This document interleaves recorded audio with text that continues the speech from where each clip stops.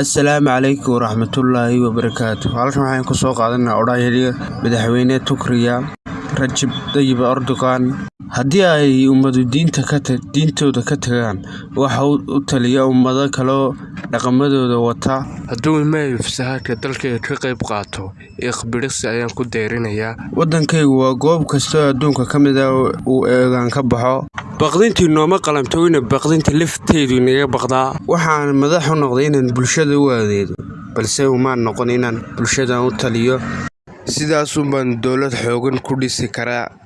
Waxaan ahay cadowga gaboodfalaha iyo saaxiibka dhibanaha. Uma jecli qofna wuxuu yahay dartii, oo waxaan dadkoo dhan u jecelahay abuuraha dartii, yacni ilaahay dartii. Inaha kooban baan kusoo gabagabeynayaa odhahyadii Rajab Tayyip Erdogan. Wassalaamu calaykum.